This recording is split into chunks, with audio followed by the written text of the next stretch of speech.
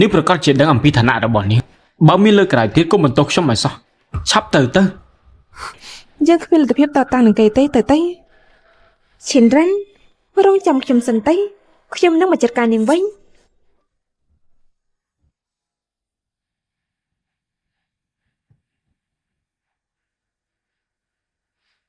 ខ្ញុំឲ្យមើលថែនេះហេតុអីឲ្យមើលថែបែបនេះប្រកាសជាសាធារណៈថាគ្រូសាជីនៅមានរៀបចំកម្មវិធី3ថ្ងៃទៀតនៅថ្ងៃនោះខ្ញុំចង់ប្រកាសរឿងធំមួយបាទ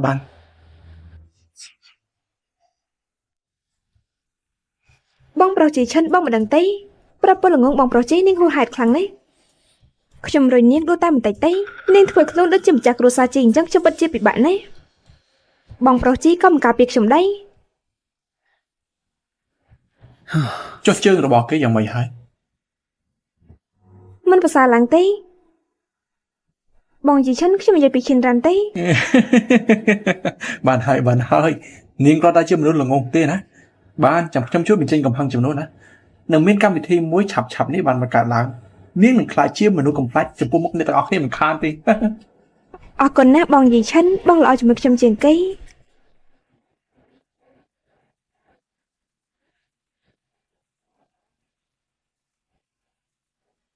ហើយ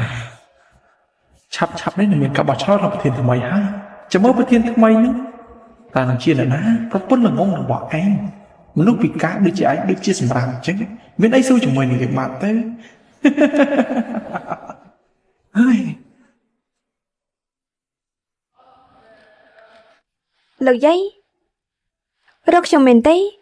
យាយបានលើថាវ៉ាន់នាងបានធ្វើបាបឯងមិនអីទេលោកយាយឲ្យវាកម្លាំងហួសទេហើយសៀវ៉ាន់នាងម្នាក់នេះក៏ទៅធ្វើរឿងហួសហេតុទៅហើយរ៉ាន់ចៅកុំបារម្ភអីចាំយាយជាអ្នកចាត់ការគេឲ្យរ៉ាន់យកវាទៅឲ្យយេលីផឹកទៅថ្នាំនេះសម្រាប់ព្យាបាលអីទេហើយវាជាថ្នាំព្យាបាលជើងឱសថបុរាណនេះទំរាំទៅរកវាបានពិបាករកខ្លាំងណាស់ទៅ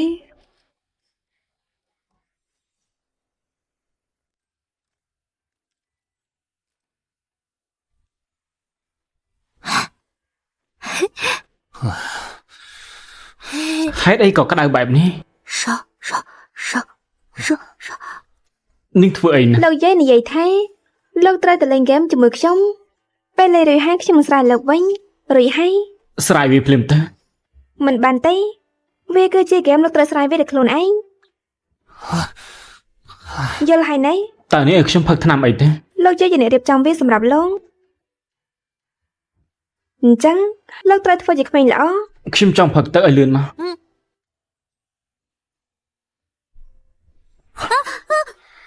លោកមិនមែនជាក្មេងល្អទេឈិនរ៉ាន់នាងធ្វើពុនជាឈួតមែនទេចុះលោកវិញធ្វើពុតជាប្រការរៀបការជាមួយខ្ញុំធ្វើអីទេខ្ញុំមានហេតុផលរបស់ខ្ញុំហេតុផលអីទេខ្ញុំចង់ធ្វើអ្នកឲ្យថ្នាំខ្ញុំផឹក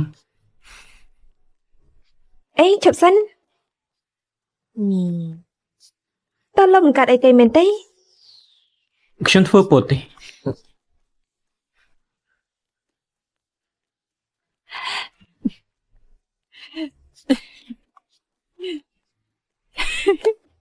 បងប្រុសយាយឈិនអរគុណហើយដែលបានចូលខ្ញុំមកផ្ទះ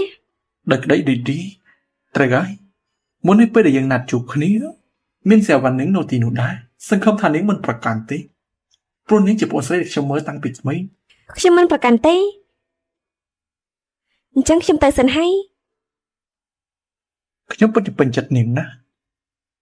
ស្អែកនេះពិធីជួបជុំរបស់ជីគ្រប់បើសិនជាកម្រងដែលខ្ញុំបានប្រាប់នាងវាបានជោគជ័យខ្ញុំនឹងរៀបការជាមួយនាងអរគុណបងប្រុសយាយឈិន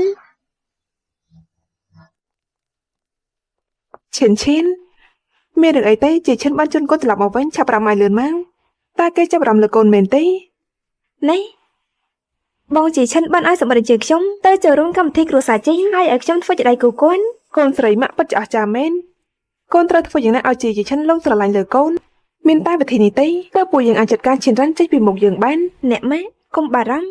ខ្ញុំមិនបណ្ដោយនេះល្ងងនោះ ជូនក្បាលពួកយើងទេ